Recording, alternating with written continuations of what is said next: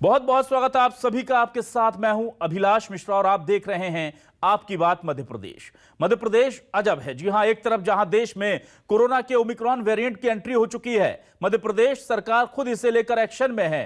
तरह तरह की एहतियात बरतने की बात कही जा रही है। वहीं एमपी की एक मंत्री इसे लेकर एक बेहद अजीबोगरीब बयान दे रही हैं। इंदौर में टंटैया मामा की याद में हो रहे बड़े आयोजन पर मंत्री उषा ठाकुर ने कह दिया कि कुछ नहीं होगा क्योंकि टंटैया मामा के ताबीज से बीमार भी ठीक हो जाते हैं। कांग्रेस ने इस पर बीजेपी पर हमला बोल दिया है। उधर ग्वालियर में कांग्रेस विधायक सतीश सिकरवार का अचानक से सावरकर प्रेम छलक उठा, जिससे लेकर कांग्रेस जो है उसकी लाइन ही पीछे छूटती नजर आ गई।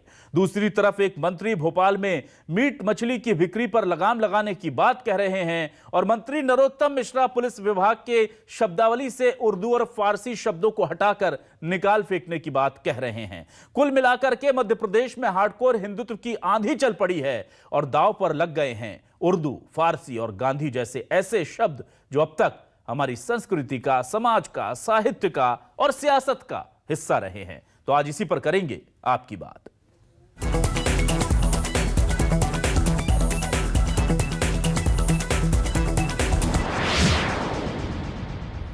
तो वैसे तो बड़े मजेदार और अजीब अजीब बयान आए हैं, लेकिन एक बयान है जो आज की दिन भर की हाईलाइट रहा है। वो है संस्कृति मंत्री उषा ठाकुर का। कह रही हैं, जब उनसे पूछा गया कि टंटैया मामा की याद में जो आप बड़ा आयोजन कर रहे हैं उसमें इतने लोग जुटेंगे, ओमिक्रॉन का डर है, तो उन्होंने कह दिया कि टंटैया मामा के नाम का तावीज पहनने से वैसे ही सारे रोग भाग जाते हैं, डरने की कोई बात नहीं। सुनिए क्या कहा है मंत्री उषा ठाकुर ने। कि कहीं कुछ होना नहीं हुआ, सब स्वस्थ। आपको ये जानकर आश्चर्य होगा कि टंटैया मामा के ताबीज जो बटते हैं उनसे लोग स्वास्थ्य लाभ हासिल करते हैं। असीम आस्था है वहाँ और इतने बड़े क्रांतिकारी को हम प्रणाम करने जा रहे। कहीं कोई ना प्रकृति न परमात्मा, कहीं कोई व्यवधान किसी प्रकार से पैदा नहीं हो पाएगा। तो आप देख लिया आपने, क्या आत्मविश्वास है गजब का। इस पर बीजेपी और कांग्रेस हमलावर हैं। बीजेपी के पीसी शर्मा ने बीजेपी पर आरोप लगा दिए हैं। उधर जाहिर सी बात है कि लोकेंद्र पराशर जो है मीडिया प्रभारी, वो भी अब इसे डिफेंड करने में लग गए हैं। सुनिए दोनों के बयान।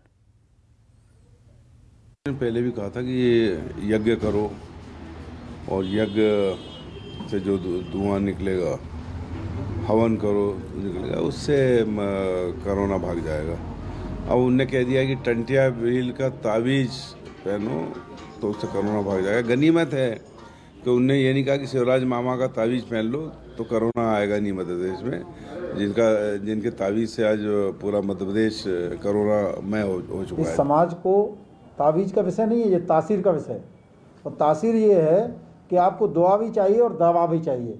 हम आस्था मूलक समाज के लोग हैं और हमारी आस्थाएं रहती हैं, उससे आत्मविश्वास जागता है। पूजा पाठ से, ताबीज से बच्चे पैदा होते हैं, ताबीज माता पहनाती है। लेकिन इसका मतलब ये नहीं है कि उसको दवा नहीं देती। दवा भी ज़रूरत है, दुआ की भी ज़रूरत है, लेकिन दवा भी उतनी ही आवश्यक है जितनी दुआओं की आवश्यकता है। दुआ के स्वरूप कुछ भी हो सकते हैं।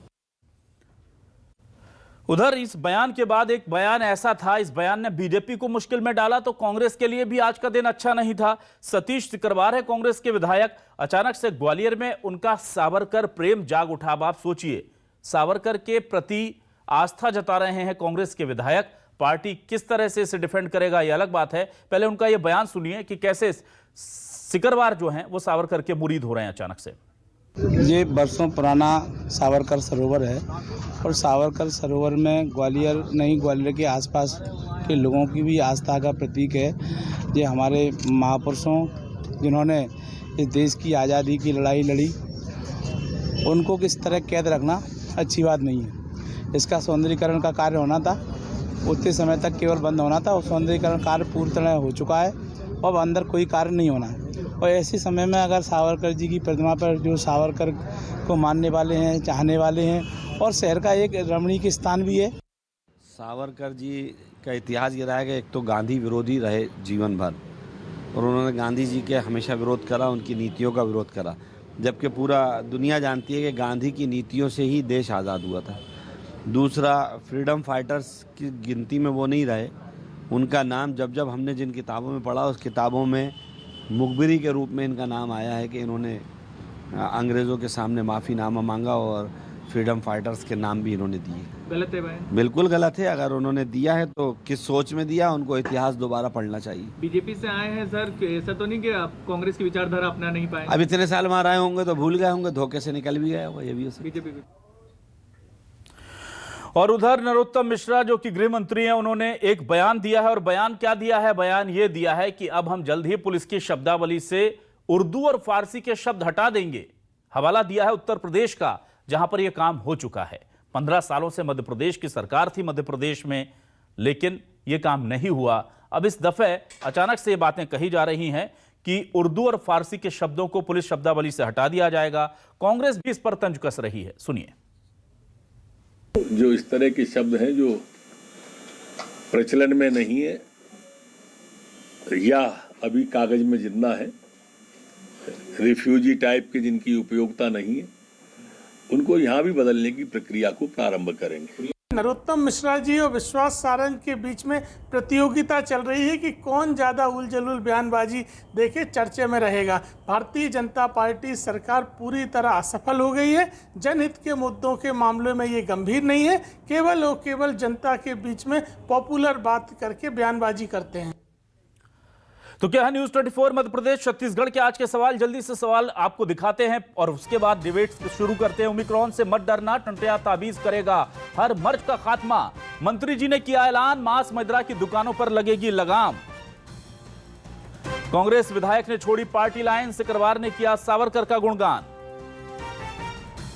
एमपी में हार्डकोर हिंदुत्व की आंधी, दाव पर उर्दू, फारसी और गांधी। जी हां, ये तमाम चीजें पीछे छूट गई हैं। हम सीधे रुख करेंगे अपने खास मेहमानों का। हमारे साथ जुड़ चुके हैं खास मेहमान। सबसे पहले रुख करते हैं यशपाल सिंह सिसोदिया, बीजेपी के वरिष्ठ विधायक हैं मंदसौर से। यशपाल जी, बहुत स्वागत है आपका न्यूज 24 मध्य प्रदेश छत्तीसगढ़ पर। हमारे साथ आर.के. दोगने जी जुड़ चुके हैं, वरिष्ठ नेता हैं कांग्रेस के। बहुत बहुत स्वागत है आपका दोगने जी न्यूज 24 मध्य प्रदेश छत्तीसगढ़ पर। और हमारे साथ जुड़ चुके हैं चंद्रशेखर तिवारी जी, संयोजक संस्कृति बचाओ मंच। चंद्रशेखर तिवारी जी, आपका भी हम स्वागत करेंगे। और साथ ही महामंडलेश्वर स्वामी शैलेशानंद गिरी जी का भी हम स्वागत करेंगे, वो भी जुड़ गए हैं हमारे साथ। तमाम मेहमानों का हम यहां पर इस्तकबाल करते हुए सबसे पहले आते हैं यशपाल जी आपके पास। सर, अचानक से रोजगार हम देख रहे थे, अभी एक रिपोर्ट आई थी नीति आयोग की जो कि केंद्र सरकार की तरफ से जारी होती है, और उसमें मध्य प्रदेश के हालात कितने खराब थे बताने में आपको और मुझे बार बार शर्म आती है, मैं उसको जिक्र नहीं करूंगा। हम सोच रहे थे उस पर बातें होगी, उस पर बयान आएगा ओमिक्रॉन से निपटने के लिए। आप बताएंगे कितने ऑक्सीजन प्लांट चालू हो गए, पर यहां तो तावीज पकड़ा दिया जनता को। और अब मांस मदिरा की दुकानों पर बात आ गई है। अब बात आ गई है कि हिंदी उर्दू के फारसी के शब्द हटा देंगे। ये तमाम चीजें ठीक हैं, पर अचानक से इस तरफ डाइवर्ट क्यों किया जा रहा है जनता को? क्या कोरोना का डर फिर से सता रहा है सरकार को? अभिलाष जी, जो जिम्मेदारी, जो जवाबदारी जनता ने भारतीय जनता पार्टी को मध्य प्रदेश में और देश में दे रखी है, मैं विश्वास के साथ कह सकता हूं कि भारतीय जनता पार्टी कोरोना के इस संक्रमण दौर में, संगठन भी और सत्ता भी, सरकार भी, कांग्रेस तो कहीं नजर ही नहीं आ रही ना। अभिलाष जी, हमारा कहना है, भी आपने ऑक्सीजन की बात करी, हमने तो जो कंसेंट्रेटर है वो अगर पिछले 6 महीने से उपयोग में नहीं आ रहे हैं, साल भर से उपयोग नहीं आ रहे, हम तो उनको भी ठीक ठाक कर रहे हैं। और आपको जानकर के आश्चर्य होगा कि कल ही माननीय मुख्यमंत्री जी ने वीडियो कॉन्फ्रेंसिंग के माध्यम से सारे जो क्राइसिस मैनेजमेंट के जो हमारे ग्रुप हैं, जो पंचायत स्तर से लेकर के तहसील स्तर पर, ब्लॉक स्तर पर और जिला स्तर पर, उनके सबके बीच में बैठ करके लगभग 1.5 घंटा तक उन्होंने रिव्यू किया। प्रशासनिक अधिकारियों से अभिलाष जी निरंतर चर्चा कर रहे हैं और आपको जानकर के प्रसन्नता होगी कि मध्य प्रदेश के 95% ऑक्सीजन के जो प्लांट है उनका हमने डेमो कर लिया है, वो पूरी तरह से अपडेट है। सरकार कोरोना की तीसरी लहर को लेकर के भी और वैक्सीनेशन में भी अभिलाष जी जो आंकड़े आए हैं बहुत प्रसन्नता वाले हैं कि दूसरा डोज भी मध्य प्रदेश में मात्र 33% लोगों ने नहीं लगा रखा है, बल्कि 70% से ज्यादा लोगों ने वैक्सीनेशन का दूसरा डोज लगा लिया है। कांग्रेस शासित राज्यों की तुलना में भारतीय जनता पार्टी की जो सरकारें हैं, वहां पर हमारी संगठन की ताकत के कारण से, हमारी पूरा जो हमने ध्यान दिया उसके कारण से पहले डोज में भी हमारा नंबर 1 आया है और दूसरे डोज में भी मध्य प्रदेश 70% हम पहुंच चुके हैं। और जहां तक आपने कहा ताबीज वाला मामला, देखिए अभिलाष जी, एलोपैथी अपना काम करती है, होम्योपैथी अपना काम करती है, सारे चिकित्सक अपना काम करते हैं, आयुर्वेदिक अपना काम करते हैं, लेकिन इसके साथ साथ कहीं ना कहीं आस्थाएं भी होती है। हमारे मालवा में एक कहावत है अभिलाष जी, और जब हम मरीज से पूछते हैं, बातचीत करते हैं, तो अमूमन ये कहते हैं कि दवा और दारू लेते रहना। इसका ये मतलब नहीं कि दारू पीते रहना, एक से साथ शब्द जुड़ा हुआ है अभिलाष जी, और इसी के साथ ताबीज दुआओं का काम करता है। सरकार अपना काम कर रही है, लेकिन पकड़ा क्या जाता है कि मंत्री जी ने क्या कह दिया। मंत्री जी की भावना बहुत स्पष्ट है, टंटिया मामा के प्रति जो आस्था है लोगों की, आस्था भी रहे, सोशल डिस्टेंसिंग भी रहे, चेहरे पर मास्क भी रहे, हम वैक्सीनेशन भी लगावें, और हम जो हमारी परंपरा है और मान्य परंपराओं में जो हमारा धर्म है, हमारी संस्कृति है और हमारा जो संस्कार है, उसका भी पालन करें। ठीक है सर। आर के दोगने जी, मैं ये जानना चाह रहा हूं कि अचानक से हम देखते हैं कि सब चीजें शिफ्ट होने लगती है हार्डकोर हिंदुत्व की तरफ, तो क्या आपको इसके पीछे कोई बहुत सोची समझी पॉलिटिकली कोई पॉलिसी नजर आती है, कोई एजेंडा नजर आता है बीजेपी का, या आपको लगता है कि नहीं ये तो होना ही था, जब मुसीबत आ रही है या जब जमीनी मुद्दों से, जिस तरह से कांग्रेस कहती है कि जमीनी मुद्दों से भागना होता है तो हिंदुत्व ही सहारा बचता है? बिल्कुल बिल्कुल सही है अभिलाष जी। इनको अगर सरकार के बुराइयां, सरकार को काम नहीं करना, सरकार में सेवा नहीं करना है, और इसके आरोप लगते हैं और इनको तकलीफ होती है, अगर उनके दल के ऊपर आरोप लगते हैं तो तकलीफ होती है, तो ये हिंदुत्व की तरफ जाते हैं। मैं इनसे पूछना चाहता, हिंदुत्व है क्या भाई? भारत में सनातन धर्म है, धर्म सनातन है, हिंदुत्व कोई धर्म नहीं है। हिंदुत्व क्या है? हार्ड कोड और सॉफ्ट कोड क्या होता है ये समझते नहीं है, पता नहीं कौन सी परिभाषा लिखते हैं। आप देख रहे हैं इनके मंत्री किस तरह की भाषाएं बोल रहे हैं। एक मंत्री अभी कमल पटेल ने कल परसों रोज बोला था कि टंटिया मामा हमारे शिवराज सिंह है, दूसरा जन्म लेके आए हैं, आपने देखा होगा। और वो अब ये बोल रहे हैं कि टंटिया मामा के नाम से ताबीज पहन लेंगे तो ठीक हो जाएंगे। भाई कोरोना को भगा दो ना, तुम में इतनी ताकत है, तुम इतना अगर सोचते हो, इतनी आस्था है आप में, तो बताओ कोरोना को आने नहीं चाहिए भाई भारत में, पहले क्यों आया और अभी भी क्यों आ रहा है? तो ये सिर्फ लोगों को गुमराह करने का काम कर रहे हैं, विकास का काम नहीं कर रहे हैं। इसलिए विकास से बचने के लिए, लोगों के सवाल जवाब से बचने के लिए नया फितूर छोड़ देते हैं इस तरह का, कोई सा भी तो आदमी उसमें उलझ जाए, उस चर्चा में चला जाए और इनको काम नहीं करना पड़े।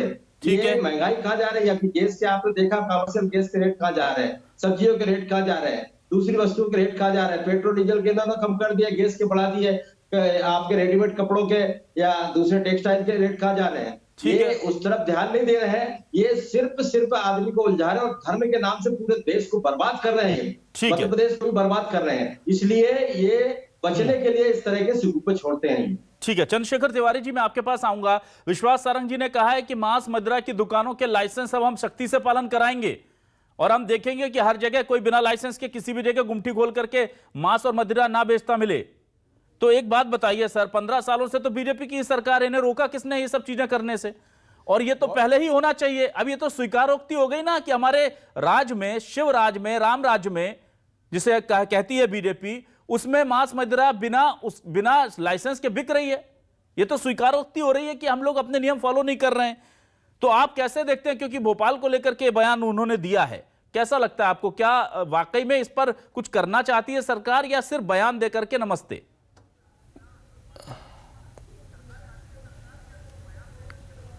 देखिए, अगर विश्वास जी ने बोला है तो उनकी करनी और कथनी में फर्क नहीं है। मैंने कई उनके वो देखे हैं और उनकी बात का मैं स्वागत करता हूं। संस्कृति बचाओ मंच ने ये उनको पहले आवेदन भी दिया, ज्ञापन भी दिया कि मंदिरों के पास, धार्मिक स्थलों के पास, लड़कियों के स्कूल और कॉलेजेसों के पास मदिरा की दुकानें नहीं होना चाहिए, मांस मटन की दुकानें नहीं जो होना चाहिए, जिससे कि हमारी बहन बेटियों को आने जाने में परेशानी हो, उनके साथ किसी प्रकार का दुर्व्यवहार हो।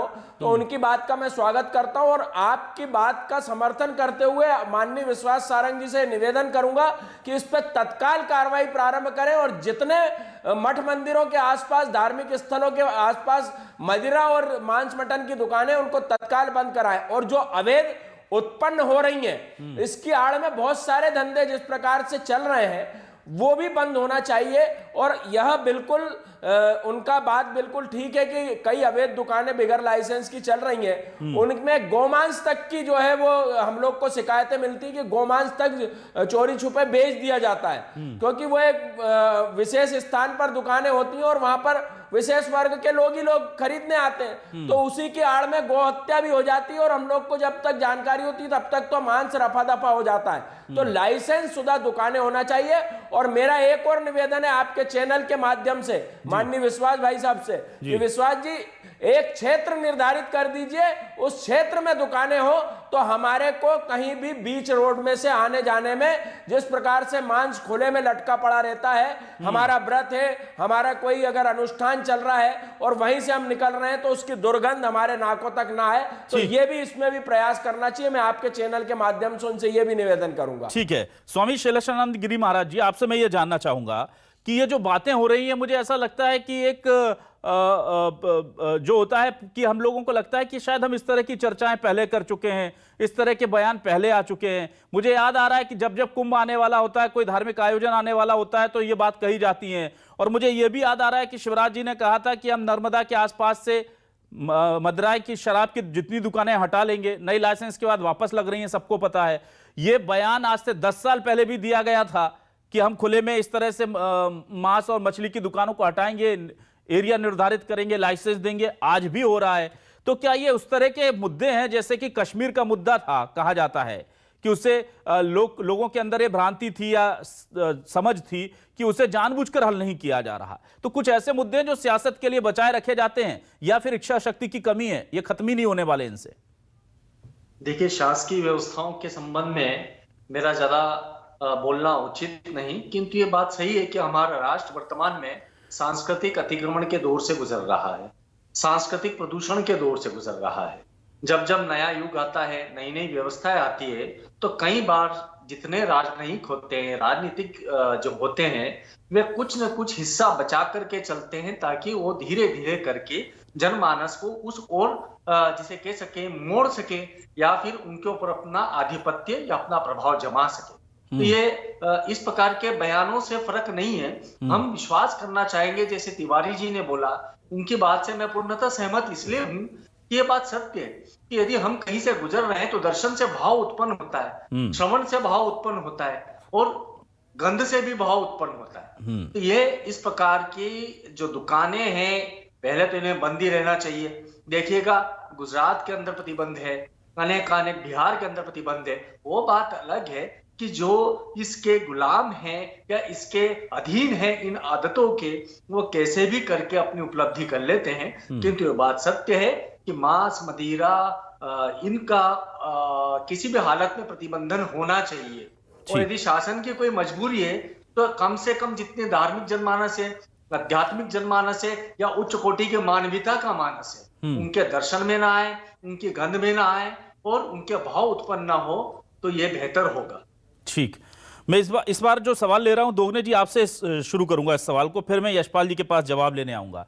दोगने जी, नाम बदलने का बड़ा अच्छा दौर चल रहा है, धड़ाधड़ नाम बदले जा रहे हैं और चट मंगनी पट ब्याह, चट फैसला और पट तामीली हो रही है। ऐसा लग रहा है कि जैसे जबरदस्त एक्टिव है हमारा पूरा सिस्टम।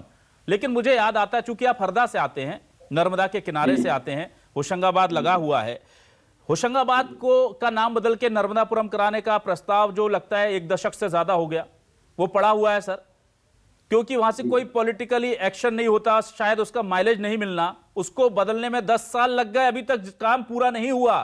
हबीबगंज का स्टेशन नाम बदल दिया गया, आप शब्द भी बदल देंगे, उर्दू शब्द भी हटा देंगे, फारसी शब्द भी हटा देंगे। तो ये घोषणाएं जो हो रही हैं, इसका पैमाना क्या है सर इनके पालन का, आपको क्या लगता है? देखिए अभिलाष जी, ये सिर्फ जनता को लुभावने की बातें करके लुभाना चाहते हैं और इसके अलावा कुछ नहीं है। आप मुझे बताइए, नाम बदलने से विकास हो जाएगा क्या?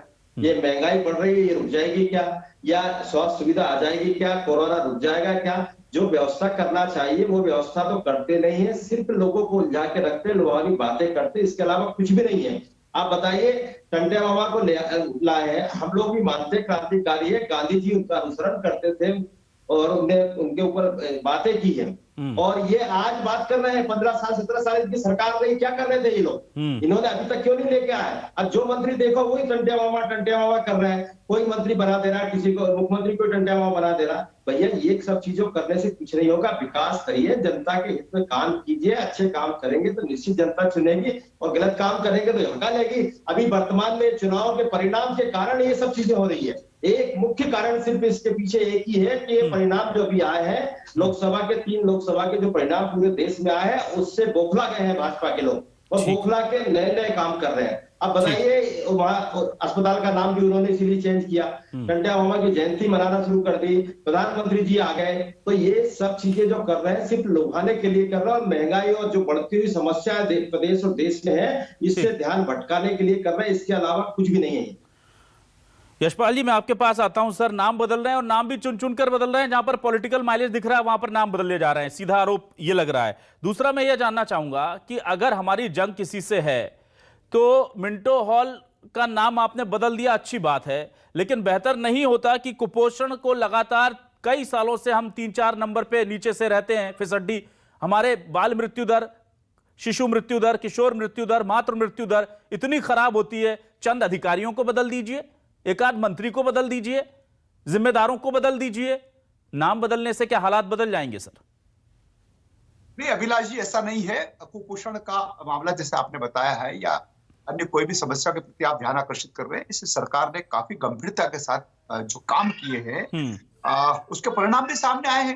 देखिए, अगर आप बताएं कि कुपोषण में नीचे से उसी स्तर पर है सर हम जहां 10 साल पहले थे। अभी देखिए अभिलाष जी, मेरा फिर कहना है कि अगर पुरुष बालकों की और बिटियाओं के जन्म में और पुरुषों के लिंगानुपात में अगर हमने जो एक अचीवमेंट प्राप्त किया है, इसके कारण से हुआ है। भारतीय जनता पार्टी की से सरकार ने बेटी बचाओ बेटी पढ़ाओ का नाम दिया है, कन्या पूजन किया है, लाडली लक्ष्मी नाम दिया है। तो उनके सबके कारण से जो एक वातावरण बना है समाज में, उसके कारण से जो 1000 के ऊपर जो संख्या थी, उस संख्या में जो वृद्धि हुई है, उसको भी तो कहीं ना कहीं रेखांकित करना चाहिए। और देखिए, हम फिर कह रहे हैं नाम बदलना अपने आप में वो विषय है जिनकी प्रासंगिकता थी। मिंटो का नाम निशान नहीं है, मिंटो हॉल क्यों रहेगा?